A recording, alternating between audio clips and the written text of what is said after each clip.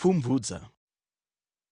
In Africa, many rural farmers attempt to farm as much as 2 hectares of land every year, and yet are still unable to produce an adequate supply of food to sustain themselves.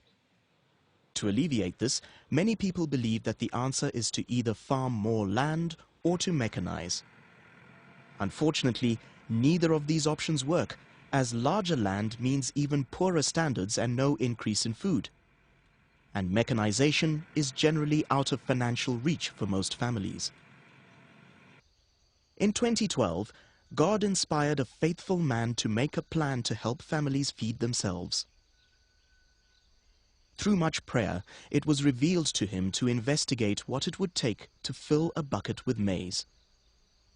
A bucket of maize will normally be sufficient to feed a family of 6 for a week. Thus, if each family was able to grow 52 buckets of maize each year, they would easily sustain themselves. The question was asked, how much land is required to feed a family for a year? Using all the foundations for farming principles and assuming that a family would require a bucket of maize per week to provide their staple diet, the following model was developed. To fill a bucket with shelled maize, you would require 56 cobs weighing 300 grams each. If each maize plant produced at least one of these, we would require 56 plants. As you have 2 plants in each planting station, you would only require 28 planting stations. These are spaced 60 centimeters apart, making each row 16 meters long. If we were to produce a bucket for each week of the year, this would mean we would need 52 of these rows.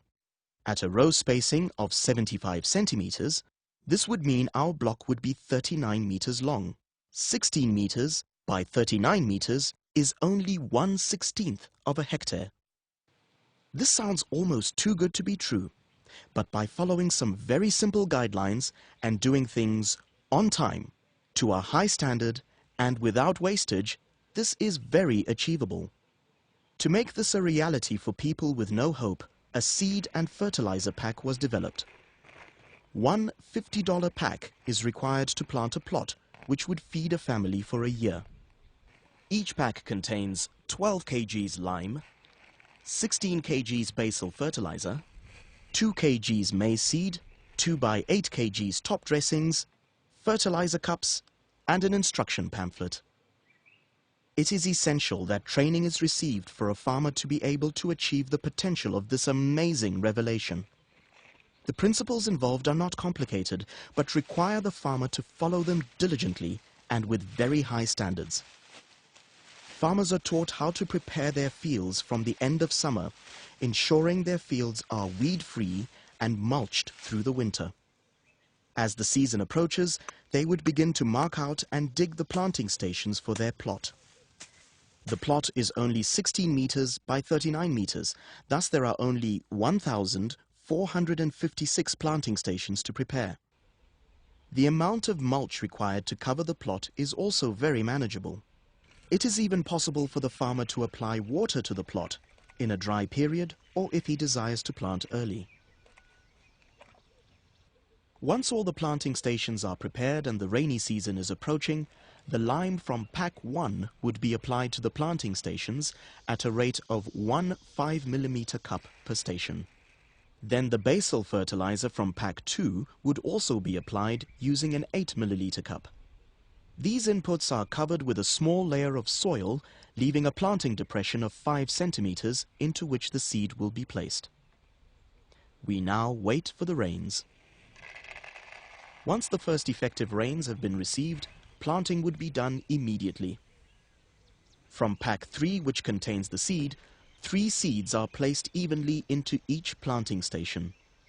The seeds are covered with soil, which is free of clods and stones.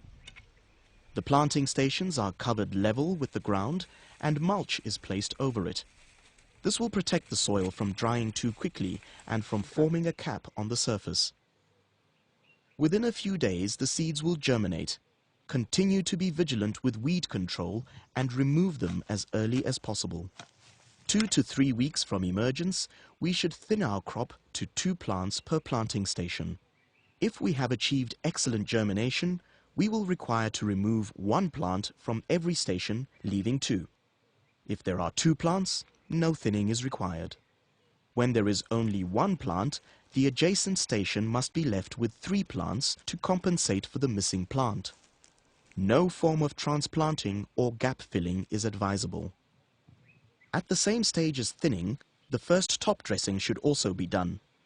Here the fourth pack, which contains ammonium nitrate, is used.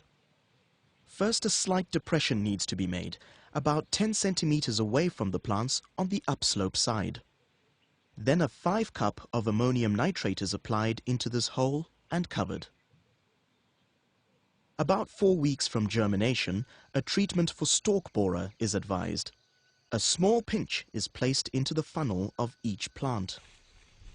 Continue to remove weeds as early as possible, never allowing them to grow to maturity and infest your field with a new crop of seed. Weeding should be done all the way through the growth of the crop's life. As the maize begins to tassel, add a second top dressing application using pack 5. At maturity, the crop will be harvested. The cobs are removed and the stalks left in place. After harvest, the stalks are knocked down to form the protective blanket for our soil for the next season. With the simple instructions and assistance of the pack provided, a family should very easily feed itself for the year. This is truly a revelation to feed a nation and a miraculous blessing from the Lord.